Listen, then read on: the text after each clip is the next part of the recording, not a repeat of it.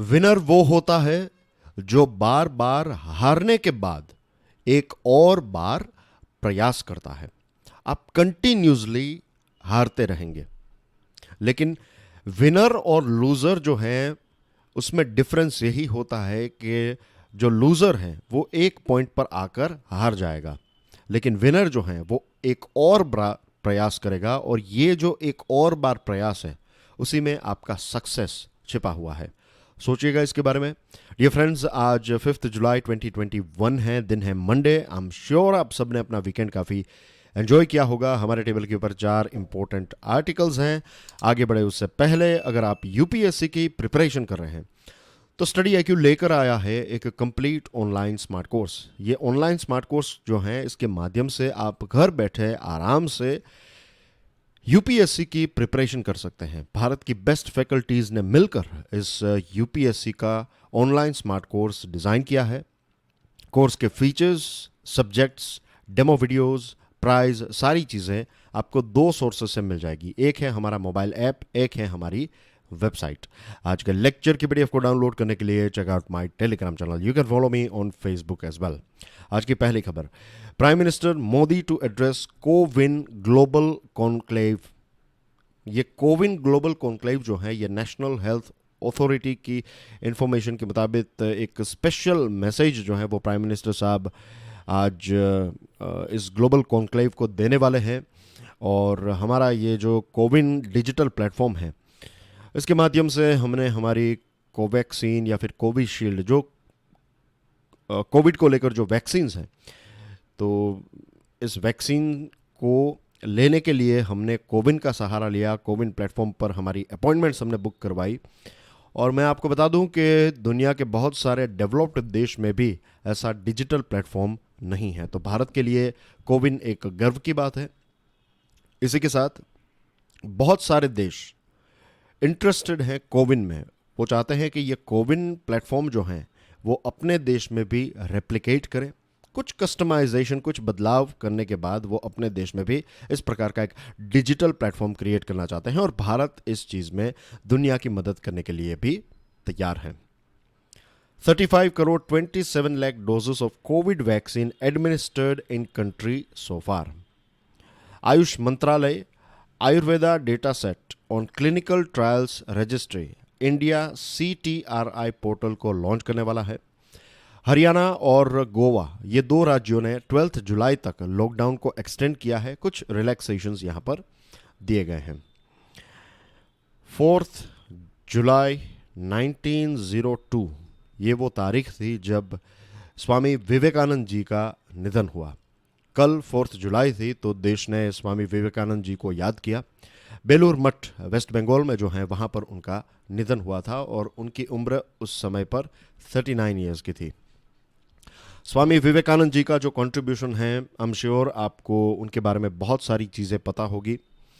मैंने जब किताबें पढ़ने की शुरुआत की तो उस टाइम पर कर्म योग, राजयोग, ये सारी जो स्वामी विवेकानंद की किताब हैं, माय मास्टर, जो उन्होंने रामकृष्ण परमहंस के ऊपर लिखी थी, और इसके अलावा भी जो भागवत गीता है, जो स्वामी विवेकानंद जी की जो कमेंट्री है भागवत गीता के ऊपर, तो ऐसी बहुत सारी किताबें मैंने उनकी पढ़ी हैं।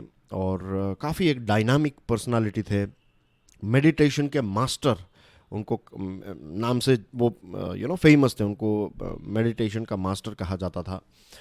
और एक और इंटरेस्टिंग किस्सा मैं आप सभी के साथ शेयर करना चाहूँगा, वो ये है कि जब एक वक्त ऐसा था जब कुछ बच्चों ने आकर स्वामी विवेकानंद जी को पूछा कि क्या आपने भगवान को देखा है, तो विवेकानंद जी ने कुछ ऐसा कहा कि जी हाँ मैंने देखा है। तो उन्होंने कहा कि भगवान हमें कहाँ पर मिलेंगे, तो स्वामी जी ने उनको फुटबॉल दे दिया और कहा कि आप ग्राउंड में जाकर फुटबॉल खेलिए, आपके भगवान वहीं पर हैं।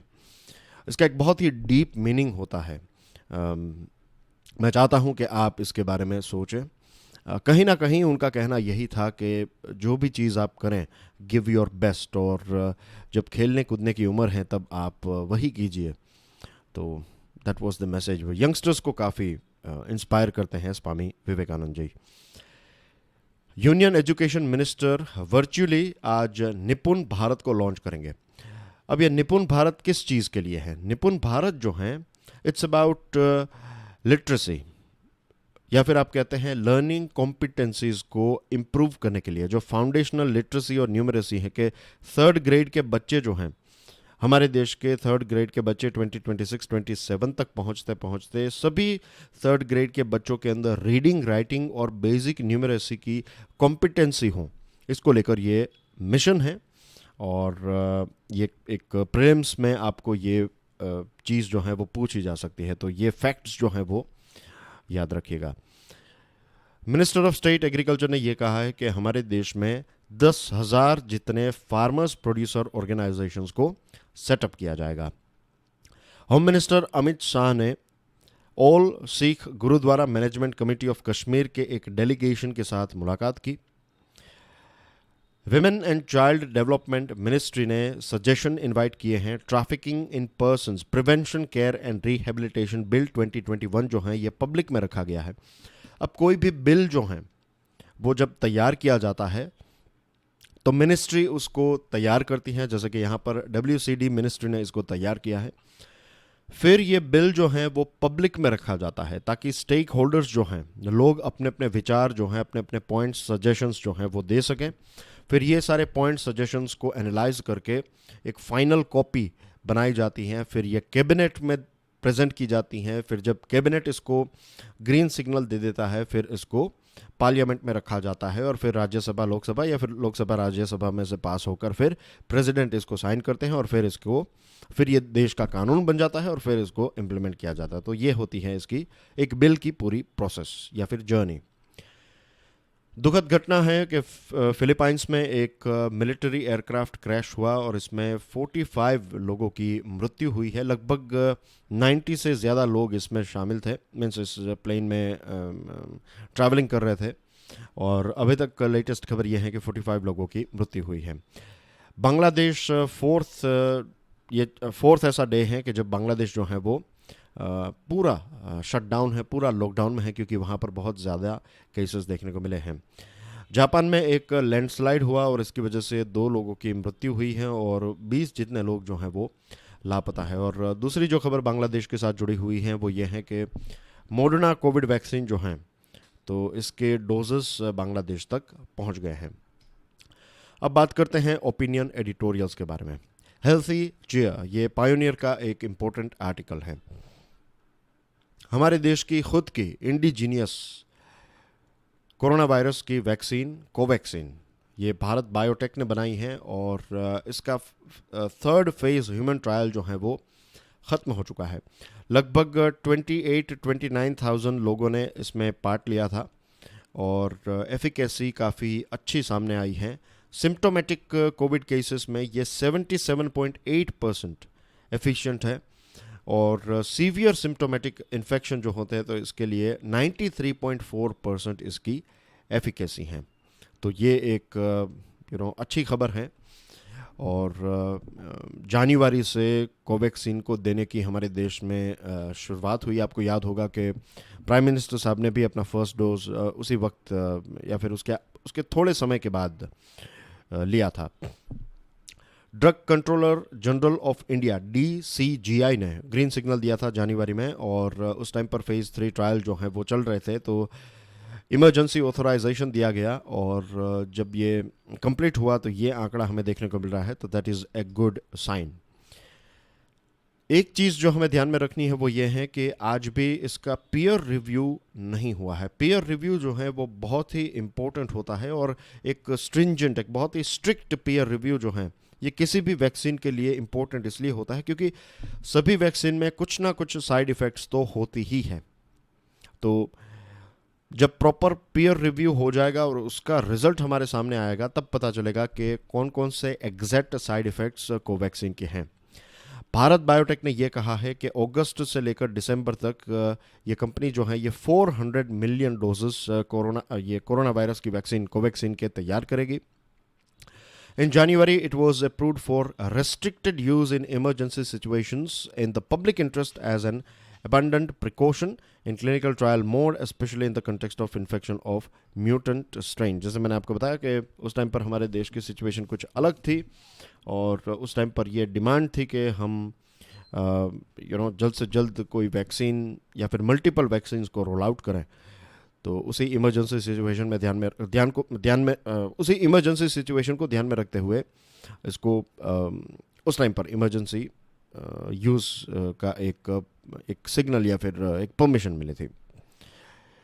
दो चीज़ें जो हमें ध्यान में रखनी है या फिर इसको लेकर जो चीज़ हाईलाइट होती हैं तो वो एक ये है कि ब्राज़ील की बात करें तो कुछ दिनों पहले हमारी चैनल के ऊपर एक वीडियो भी शायद आपने देखा होगा कि ब्राज़ील और भारत बायोटेक के बीच में एक डील हुई थी। $324 मिलियन की ये डील थी और इसमें 20 मिलियन कोवैक्सीन के डोजेस जो हैं वो भारत ब्राज़ील को प्रोवाइड करने वाला था। अब हुआ ये कि ब्राज़ील में जो जेर बोल्सोनारो वहाँ के जो प्रेसिडेंट हैं तो उनकी सरकार के खिलाफ करप्शन के चार्जेस लगे कि ये वैक्सीन परचेज करने में कुछ करप्शन हुआ है। ये भारत की तरफ से नहीं है, ये ब्राज़ील में कुछ इश्यू हुए हैं। तो इसको लेकर फिर वहाँ पर एक बहुत बड़ा इश्यू हुआ और फिर इसी चीज़ को ध्यान में रखते हुए फिर ये जो डील थी उसको कैंसिल किया गया है। इसके अलावा दूसरे जो प्रश्न पूछे जाते हैं कोवैक्सीन को लेकर वो ये हैं इसकी पोटेंसी, इसके viral inactivation, sterilisation of vaccine और इसकी प्योरिटी के बारे में भी बहुत सारे प्रश्न जो हैं वो उठाए जाते हैं और ये सारी चीज़ें तब क्लियर होगी जब पीयर रिव्यू डेटा जो है वो हमारे सामने रखा जाएगा। तो आई होप ये पर्टिकुलर टॉपिक क्लियर हो चुका है। तो अब बात करते हैं मिक्स्ड बैग के बारे में। ये द हिंदू न्यूज़पेपर का आर्टिकल है। आज से लगभग 1-2 दिन पहले हमने ये न्यूज़ आइटम को देखा था कि भारत का जो मर्चेंडाइज एक्सपोर्ट है, जो सामान हम बेचते हैं, गुड्स जो हैं, तो 3 महीनों का जो टोटल है अप्रैल, मई और जून, ये फर्स्ट क्वार्टर जो है हमारी इकोनॉमी का, तो इस साल जो फाइनेंशियल ईयर है तो इसका फर्स्ट क्वार्टर अप्रैल, मई, जून, ये 3 महीनों में हमने $95 बिलियन की आइटम्स को एक्सपोर्ट किया है, which is a very very impressive figure. Exports last month की बात करें तो 47% इम्प्रूव हुए जून 2020 के मुकाबले। अब जून 2020 वाला जो पीरियड था उस टाइम पर हमारे देश में और दुनिया के बहुत सारे देशों में लॉकडाउन चल रहा था। तो बेस जो कंपैरिजन का है तो उस लास्ट ईयर के फिगर्स के साथ अगर आज के फिगर को कंपेयर करेंगे तो डेफिनेटली एक बहुत बड़ा हाई आपको देखने को मिलेगा कि उस टाइम पर फिगर कम थे और इस साल फिगर ज़्यादा है। लेकिन जून 2019 उस टाइम पर तो कुछ नहीं था, it was a normal world. June 2019 के साथ भी कंपेयर करें तो शिपमेंट जो है ये 30% ज़्यादा इंक्रीज़ हुआ है इस पीरियड में। तो दैट इज़ वेरी इम्प्रेसिव। कुछ अलग अलग चीज़ों की बात करें जैसे कि नॉन राइस सीरियल्स, तो 2019 के मुकाबले इसमें भी एक बहुत बड़ा इम्प्रूवमेंट देखने को मिला है, 4 गुना ज़्यादा। आयरन ओर की बात करें तो लगभग डबल एक्सपोर्ट हुआ है। ऑर्गेनिक और इनऑर्गेनिक केमिकल्स की बात करें तो 62% इम्प्रूवमेंट हमें देखने, 62% राइज हमें देखने को मिला है। इंजीनियरिंग प्रोडक्ट्स की बात करें तो इसमें भी एक बहुत बड़ा जंप देखने को मिला है, 42% over 2019, June 2019 to be precise. तो ये सारी चीज़ें यही इंडिकेट करती हैं कि एक्सपोर्ट्स जो हैं वो काफ़ी इम्प्रूव हुए हैं। हमारे commerce and industry minister Piyush Goyal साहब ने यह कहा है कि इस साल, इस पूरे फाइनेंशियल ईयर में, अभी और 3 क्वार्टर्स बाकी हैं, तो ये 3 महीनों का आंकड़ा 95 बिलियन है और बाकी के जो 9 महीने हैं तो इसमें हम लगभग आप समझ लीजिए $305 बिलियन। तो टोटल इस साल हम 400 बिलियन सामान को 400 million, bag your pardon, $400 billion का मर्चेंडाइज या फिर गुड्स जो हैं वो एक्सपोर्ट करेंगे। अगर ये हम अचीव कर लेते हैं तो ये अपने आप में भारत के लिए एक बहुत बड़ा रिकॉर्ड बन जाएगा और इट इंडिकेट्स के अब अलग अलग देश जैसे कि यूरोपियन यूनियन की बात करें, यूके हैं, यूएसए, फिर दूसरे डेवलप्ड कंट्रीज जो हैं उसमें ये वैक्सीन का रोल आउट काफ़ी अच्छी तरीके से हो रहा है। 30%, 50%, 60% पॉपुलेशन जो है उनको वैक्सीनेट किया गया है, डबल डोजेस दिए गए हैं। तो अब वहाँ की इकोनॉमी जो है वो नॉर्मल होती जा रही है, तो वहाँ के प्रोडक्शन जो है वो इंक्रीज़ हो रहे हैं और इसी वजह से उनको रॉ मटेरियल चाहिए या फिर फिनिश्ड गुड चाहिए। तो ये भारत जैसे देश के लिए एक बहुत बड़ी अपॉर्चुनिटी है। तो ये भी एक ऐसा एक्सटर्नल फैक्टर जो है वो यहाँ पर काम करता है कि डेवलप्ड देशों में चीज़ें जो हैं वो नॉर्मल होती जा रही हैं। जो भारत के लिए चिंता का विषय है वो ये है कि कुछ ऐसी लेबर इंटेंसिव इंडस्ट्रीज़ हैं जैसे कि रेडीमेड गारमेंट्स, लेदर और लेदर प्रोडक्ट्स, फिर चाय, ये सारी चीज़ें ऐसी हैं जहाँ पर बहुत ज़्यादा लोग जो हैं काम करते हैं, लेबर इंटेंसिव हैं, बहुत सारे मज़दूर काम करते हैं, स्किल्ड, सेमी स्किल्ड, अनस्किल्ड लोग जो हैं वो इन अलग अलग सेक्टर्स में काम करते हैं।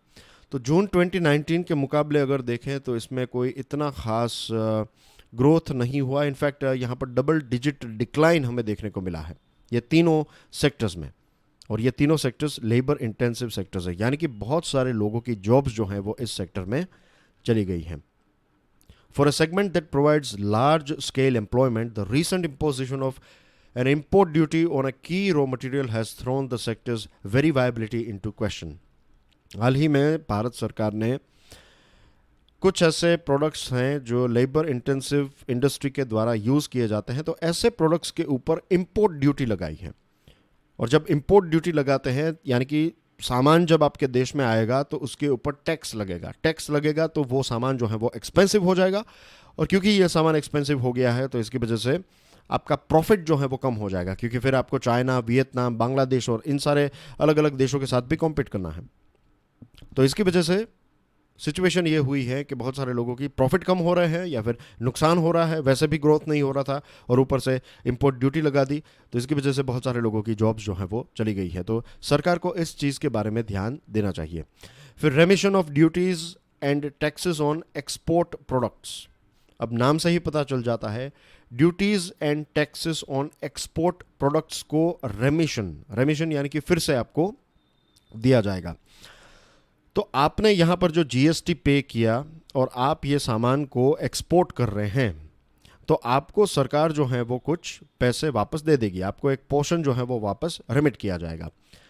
तो ये जो स्कीम है इसमें कितने परसेंट और एग्जैक्टली कितने पैसे आपको वापस मिलेंगे, ये चीज़ अभी भी सरकार ने क्लियर नहीं की है। और इसकी वजह से ये हो रहा है कि आप जब जस्ट इमेजिन कि आप एक एक्सपोर्टर हैं, राइट, आप चीज़ों को एक्सपोर्ट कर रहे हैं, आपका एक कस्टमर है, लेट्स से यूके के कुछ मर्चेंट्स जो हैं, व्यापारी जो हैं, वो आपके कस्टमर हैं। अब वो जब आपसे कहेंगे कि आप अपना कोटेशन दे दीजिए, फाइनल प्रोडक्ट कितने में हमें पड़ेगी, तो आप सारी चीज़ों को कैलकुलेट करेंगे कि आपको कितने में हुआ, फिर आपका कितना प्रॉफिट है, और फिर रिटर्न आपको जो रेमिशन है टैक्स का वो कितना मिलेगा। लेकिन अगर आपको रेमिशन के बारे में एग्जैक्टली पता नहीं है तो आप क्या फिगर देंगे, आप एक एजम्पशन लगा कर देंगे और इससे आप एक राइट प्राइस जो है वो शायद नहीं दे पाएंगे। तो ये जो लैक ऑफ क्लैरिटी है इसकी वजह से एक्सपोर्टर्स को काफ़ी मुसीबत का सामना करना पड़ रहा है। दूसरी चीज़, कंटेनर की शॉर्टेज। कुछ समय पहले, आज से लगभग 2 महीने के अंदर एक खबर आई थी कि अब भारत जो है वो कंटेनर्स भी प्रोड्यूस करेगा। अभी तक क्या था कि हम ज़्यादातर दूसरे देशों के कंटेनर्स को इस्तेमाल कर रहे थे, और बहुत सारी जगहों पर लोकल लॉकडाउन्स की वजह से कंटेनर्स जो हैं वो एक लंबे टाइम तक पोर्ट्स पर पड़े रहते हैं। तो इसकी वजह से कंटेनर की शॉर्टेज भी हो चुकी है, और इसकी वजह से आपका सामान जो है वो टाइम पर पहुंच नहीं पाता, फिर जितने दिन वहाँ पर रहता है तो उसका आपको रेंट भी पे करना पड़ता है। तो ये सारी चीज़ें जो हैं वो भारत के एक्सपोर्टर्स के लिए काफ़ी नुकसानदायक हैं। तो इसको ध्यान में रखते हुए सरकार अब कंटेनर्स भी प्रोड्यूस करेगी, और कंटेनर शॉर्टेज की वजह से भी काफ़ी नुकसान हुआ है। तो पॉलिसी मेकर्स यानी कि सरकार को ये सारी चीज़ों को भी ध्यान में रखना पड़ेगा। Tomorrow's lenders, times of India का ये एक आर्टिकल है, काफ़ी इंटरेस्टिंग है, काफ़ी इंपॉर्टेंट भी है। आरबीआई का एक बाई एनुअल रिपोर्ट आया है फाइनेंशियल स्टेबिलिटी के ऊपर, और जो बड़ी बड़ी टेक्नोलॉजी कंपनीज हैं अब वो फाइनेंशियल सेक्टर्स में भी एंटर हो रही हैं। बड़ी टेक्नोलॉजी कंपनीज की बात करें तो अमेज़ॉन हैं, फिर एप्पल हैं, गूगल हैं, then we have Facebook, right. इसके अलावा भी बहुत सारी बड़ी बड़ी कंपनीज हैं। जो सोशल मीडिया प्लेटफॉर्म के तौर पर भी काम करती हैं, या फिर बहुत सारे लोग जो हैं इन वेबसाइट्स का इस्तेमाल करते हैं। तो क्योंकि बहुत सारे लोग जो हैं, ट्रैफिक ज़्यादा है इन वेबसाइट्स के ऊपर, बहुत सारे लोग इन वेबसाइट्स का इस्तेमाल करते हैं, तो इन वेबसाइट्स के पास काफ़ी ज़्यादा डेटा भी है। आपको क्या चीज़ पसंद है, क्या नहीं है, कौन से पेज को आपने लाइक किया, किस चीज़ को आपने ऐसे ही स्क्रॉल कर दिया, किस चीज़ में आपने ज़्यादा टाइम स्पेंड किया, ये सारा डेटा जो है, ये डेटा इस चीज़ में काम आता है। इससे एक पता चलता है कि ज़्यादातर लोगों को कौन सी चीज़ पसंद है।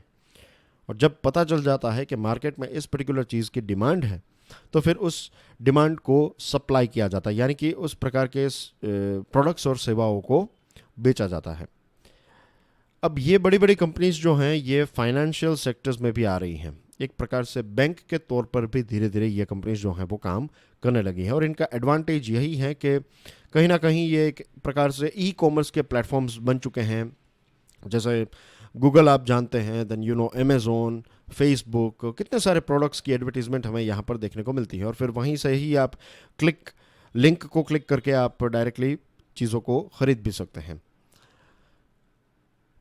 प्रॉब्लम यह है कि बैंक्स जो हैं, जो रेगुलर बैंक्स हैं, ये भी ऑनलाइन सर्विसेज प्रोवाइड करती हैं। आपकी बैंक जो है उसका एक ऐप होगा, या फिर आप वेबसाइट पे जाकर ट्रांजैक्शंस कर सकते हैं। आपको अब बैंक में जाने की ज़रूरत नहीं है। लेकिन बैंक्स के पास ये बड़ा बड़ा डेटा जो है वो अवेलेबल नहीं है। ये कंपनीज के पास डेटा अवेलेबल हैं। और जब ये चीज़ आपके पास होती है तो ये एक अपॉर्चुनिटी क्रिएट करती है, जिसको कहते हैं economies of scope. Economies of scope का जो एग्जांपल मैंने अभी आपको दिया कि आपके पास डेटा है और फिर आप उसके ऊपर से एक नया बिजनेस स्टार्ट करते हैं। तो यहाँ पर ये सारी बड़ी बड़ी कंपनीज जो हैं वो अब बैंकिंग बिजनेस में भी एंटर हो रही है। As technology platforms gain users, their ever increasing data trail increases the scope of the products that the platform offers. Tech firms are uniquely placed in financial services. Bank के पास limited information है, इनके पास information भी है और आज पैसा भी है, तो वो भी बैंक के तौर पर काम कर सकती हैं। सबसे बड़ा जो इश्यू होता है किसी को लोन देने में, वो ये होता है कि रिस्क जो है, जितना ज़्यादा रिस्क उतना ज़्यादा इंटरेस्ट रेट हो जाएगा। अगर बहुत ज़्यादा रिस्क है तो बैंक आपको मना भी कर देगी कि नहीं, हम आपको लोन नहीं दे सकते। लेकिन बैंक के पास इतना ज़्यादा डेटा नहीं रहता है, इन कंपनीज के पास बहुत सारा डेटा है, तो ये रिस्क को भी एक हद तक आई वोंट से कि परफेक्टली वो रिस्क को एक पिन पॉइंट कर पाएंगे, लेकिन 100% अगर है तो फिर वो लगभग 80 या फिर 90% तक पहुंच जाएंगे रिस्क को एक्यूरेटली जज करने में। बैंक्स जो है वो शायद लेट्स से 50% पर होगी। तो ये भी इन कंपनीज के लिए एक बहुत बड़ा एडवांटेज है। अब रिजर्व बैंक ऑफ इंडिया जो है, इसने ये इस बात को लेकर थोड़ी चिंतित भी है, क्योंकि फाइनेंशियल इंक्लूजन की बात करें तो सोशल मीडिया फर्म्स या फिर ये टेक जायंट्स जो हैं वो एक इंपॉर्टेंट रोल प्ले कर रही है। दूसरी तरफ प्रॉब्लम यह है कि रेगुलेटरी चैलेंजेस जो आपको बैंक बता रही है या फिर रिजर्व बैंक ऑफ इंडिया के जो रूल्स एंड रेगुलेशंस हैं, तो इनको बाईपास करके ये सारे ट्रांजैक्शंस जो हैं वो हो रहे हैं या फिर हो भी सकते हैं। चाइना और दूसरे जो एशियन देश हैं, जिसमें साउथ कोरिया, सिंगापुर, ये सारे देश शामिल हैं, तो इन देशों में ये सारी टेक्नोलॉजी फर्म्स जो हैं ये फाइनेंशियल इकोसिस्टम का एक बहुत ही इंपॉर्टेंट पार्ट बन चुकी हैं। सवाल तब खड़ा होता है जब डेटा प्रोटेक्शन लॉ की बात आए। हमारे देश में वैसे इतना कोई खास डेटा प्रोटेक्शन लॉ नहीं है। We need a very robust data protection law. और आपका डेटा इस्तेमाल करना, फिर आपने जो ये कंपनीज आपके ही डेटा से पैसे कमा रही हैं, तो प्राइवेसी को लेकर चैलेंजेस, ये सारी चीज़ें जो हैं वो अभी भी हमारे देश में उतनी ज़्यादा क्लियर नहीं हैं। और कुछ देशों ने इन सारी चीज़ों को अलाउ किया है, फिर वहाँ पर कई गवर्नमेंट्स को पता चल रहा है कि ये कंपनीज इतनी स्ट्रांग हो गई है कि वो अब गवर्नमेंट के सामने भी अपने सिर उठाने लगी हैं। तो what we need in our country, we need कि हम एक स्मार्ट रेगुलेटरी फ्रेमवर्क तैयार करें फाइनेंशियल इंक्लूजन में। अगर ये सोशल नेटवर्किंग साइट्स या फिर जो डिजिटल प्लेटफॉर्म्स हैं या फिर टेक जायंट्स हैं, अगर वो हेल्प कर रही है तो that is a good aspect, ये एक पॉजिटिव बात है। लेकिन अगर ये बैंक के तौर पर काम करना चाहती हैं तो फिर इनको रिजर्व बैंक ऑफ इंडिया की जो गाइडलाइंस है, रिजर्व बैंक ऑफ इंडिया की जो टर्म्स एंड कंडीशंस हैं, जो रूल्स हैं, इनको फॉलो करना पड़ेगा। और ये तभी फॉलो किए जाएंगे जब हमारे पास खुद का, हमारे देश का एक स्मार्ट रेगुलेटरी फ्रेमवर्क हो। तो जब तक ये नहीं होगा तब तक ये टेक जायंट्स जो हैं वो ये जो लूप होल है या जो ग्रे एरिया है इसका फ़ायदा डेफिनेटली उठाते रहेगी। अब पॉलिटिकल न्यूज़ की बात करें या फिर पॉलिटिकल एक चीज़ जो उत्तराखंड में चल रही है, इसका एक बहुत ही स्ट्रेंज नाम दिया गया है द हिंदू में, Covid shield. It's not about corona virus, it's more about political situation in Uttarakhand. Tirath Singh Rawat जो उत्तराखंड के चीफ मिनिस्टर थे, उन्होंने अपना रेजिग्नेशन दिया और उनको रिप्लेस किया है एक नए चीफ मिनिस्टर ने जिनका नाम है पुष्कर धामी। ये 4 महीनों के अंदर सेकंड बड़ा चेंज है उत्तराखंड राज्य में, और ये इसलिए हुआ क्योंकि मिस्टर रावत जो हैं ये एमएलए नहीं थे, he was not a member of state legislature. अब रूल ये कहता है कि कोई भी व्यक्ति चीफ मिनिस्टर या फिर कोई भी मिनिस्टर या फिर प्राइम मिनिस्टर भी आप बन सकते हैं अगर आप एमएलए नहीं हैं। If you want to become a chief minister you have to be an MLA. अगर आपको प्राइम मिनिस्टर बनना है या फिर यूनियन मिनिस्टर बनना है तो फिर आपको मेंबर ऑफ पार्लियामेंट होना पड़ेगा, चाहे राज्यसभा में से हो या फिर लोकसभा में से। अगर आप नहीं हैं और आपको लेट्स से पार्टी ने या फिर आपके सपोर्टर्स जो हैं उन्होंने आपको प्राइम मिनिस्टर बना दिया है या फिर चीफ मिनिस्टर बना दिया है, तो फिर आपको 6 महीनों के अंदर एमएलए या फिर एमपी बनना पड़ेगा। आपको इलेक्शन में जीतना पड़ेगा, वरना फिर आपको रिज़ाइन करना पड़ेगा या फिर आपका पद जो है वो ऑटोमेटिकली कैंसिल हो जाएगा। तो मिस्टर रावत जो हैं उन्होंने अपना रेजिग्नेशन इसलिए दे दिया क्योंकि वहाँ पर इलेक्शन कंडक्ट करना जो है वो पॉसिबल नहीं था। Bypolls could not be held because of COVID-19, which was not his decision or the BJP's decision to take. ये डिसीजन जो है वो इलेक्शन कमीशन ऑफ इंडिया लेती है।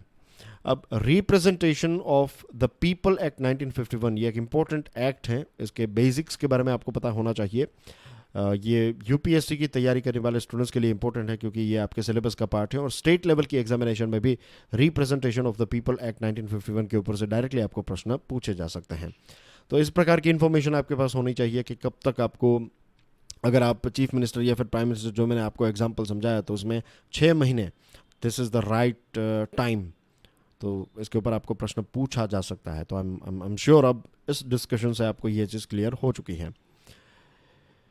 तो रिप्रेजेंटेशन ऑफ पीपल या फिर आरपी एक्ट ये कहती है कि bypoll for any vacancy should be held within 6 months of that vacancy arising, provided that the reminder of the term is not less than 1 year। कि आपकी सरकार जो है उसका 4 साल ख़त्म ना हुए हों या फिर 1 साल से कम समय नहीं होना चाहिए, तब आप ये जो वैकेंसी है उसको फुलफ़िल कर सकते हैं। एक कंडीशन है कि 6 महीनों के अंदर वैकेंसी, अगर किसी जगह पर वैकेंसी अराइज होती है तो 6 महीनों के अंदर आपको इलेक्शन कंडक्ट करवाने हैं। और दूसरी कंडीशन क्या है कि आपकी जो सरकार है 5 साल के लिए सरकार को इलेक्ट किया जाता है, तो उसके 1 साल से कम वक्त नहीं होना चाहिए, उससे ज़्यादा वक्त होना चाहिए। 1 साल से अगर 1 दिन भी ज़्यादा है तो भी technically you can go ahead with it. लेकिन ये डिसीजन कौन लेगा? ये election commission of India decision लेगी। In the past, Election Commission of India has conducted bypolls for assemblies that has less than 1 year of life remaining. ऐसे भी हमारे सामने एग्जाम्पल्स हैं कि इलेक्शन को 1 साल से भी कम वक्त रहा था कुछ सरकारों का, और उस टाइम पर भी इलेक्शन कमीशन ऑफ इंडिया ने बाइपोल्स जो हैं वो कंडक्ट करवाए हैं। टेक्निकली 1 साल से ज़्यादा वक्त होना चाहिए। It also remains unclear whether ECI decided not to conduct bypolls to the 2 vacant seats in the Uttarakhand Assembly on the account of COVID-19 or any other reason. Election Commission of India ने कोई खास reason नहीं दिया है कि यहाँ पर 2 vacancies जो खाली हैं तो क्या कोविड की वजह से आपने इलेक्शंस कंडक्ट नहीं करवाए हैं या फिर कोई दूसरा रीज़न है। वी डोंट नो, ये पता नहीं है। तो इलेक्शन कमीशन ऑफ इंडिया को इसके ऊपर क्लैरिफिकेशन देने की आवश्यकता है। मिस्टर रावत का टेन्योर जो है वो काफ़ी शेकी रहा, कुछ टेंशन्स भी हुए स्टेट के अंदर, और सिमिलर सिचुएशन शायद हमें वेस्ट बंगाल में भी देखने को मिल सकती हैं, क्योंकि वेस्ट बंगाल के जो चीफ मिनिस्टर हैं वो भी फ़िलहाल एमएलए नहीं है, वो स्टेट असेंबली के मेंबर नहीं हैं, और उनको आने वाले 4 महीनों के अंदर बाइपोल में खड़ा रहना पड़ेगा और 4 महीनों के अंदर उनको इलेक्ट होना पड़ेगा, वरना वहाँ पर भी कॉन्स्टिट्यूशनल क्राइसिस वाली सिचुएशन क्रिएट हो सकती है। वहाँ पर कुछ 7 सीट्स जो हैं वो वेकेंट है, तो 7 सीट्स का बाइपोल वहाँ पर होपफुली होगा। अब इलेक्शन कमीशन ऑफ इंडिया की रेपुटेशन के बारे में भी कई बार प्रश्न पूछे जाते हैं कि पेंडिंग बाईपोस्ट जो है वो आप टाइम पर क्यों नहीं करवाते, या फिर इलेक्शंस को आपने स्टेजेस में क्यों डिवाइड किया, दूसरी जगह पर आपने स्टेजेस में डिवाइड नहीं किया था। वेस्ट बंगाल में आई थिंक 8 स्टेजेस में डिवाइड किया गया था। और इलेक्शन कमीशन ऑफ इंडिया जो है ये हमारे देश की कॉन्स्टिट्यूशनल बॉडी है, तो एक इम्पोर्टेंस रहता है कॉन्स्टिट्यूशनल बॉडीज़ का, और रेपुटेशन, खुद की रेपुटेशन को ध्यान में रखते हुए और एक फेयरनेस, यानी कि ये किसी भी पक्षपात के बिना ऑपरेट कर रही है। तो ऐसा साबित करने के लिए भी इलेक्शन कमीशन ऑफ इंडिया को लोगों तक, देश के लोगों को इन्फॉर्मेशन प्रोवाइड करनी पड़ेगी कि क्यों अभी भी उत्तराखंड में बाईपोल्स कंडक्ट नहीं किए हैं, और वेस्ट बंगाल में जो बाईपोल्स हैं उसको लेकर भी क्लैरिफिकेशन जो है वो देना पड़ेगा। जितना ट्रांसपेरेंट मैनर से इलेक्शन कमीशन ऑफ इंडिया काम करेगा, उतना ही ट्रांसपेरेंट ये पूरा वोटिंग सिस्टम या फिर पूरी जो इलेक्शन सिस्टम है उतनी ट्रांसपेरेंट रहेगी। और जितनी transparent, free and fair elections जितने फ्री एंड फेयर होते हैं, उतनी ही हमारी डेमोक्रेसी जो है वो मैच्योर होती है, इज़न्ट इट? तो this is how it works. ये एक प्रकार से साइकिल है, एक दूसरे को एनहेंस करने वाली ये सारी चीज़ें होती हैं। तो आई होप आज की जो हमारी डिस्कशन है, इसमें जो टॉपिक्स हमने डिस्कस किए, ये सारे के सारे पॉइंट्स आपको क्लियर हो चुके होंगे। एंड सैटरडे को जो मैंने आपको प्रश्न पूछा था उसका आंसर आपकी स्क्रीन के ऊपर है। आज का प्रश्न जो है it is also on your screen, and you can download the PDF and go through the question again. आपके जो आंसर्स हैं उसका मुझे इंतज़ार रहेगा। प्लीज़ मेक श्योर कि क्वेश्चन पढ़ने के बाद आप अपने आंसर्स को कमेंट सेक्शन में पोस्ट कर दें। I will see you tomorrow. Till then enjoy your studies. God bless you all. जय हिंद।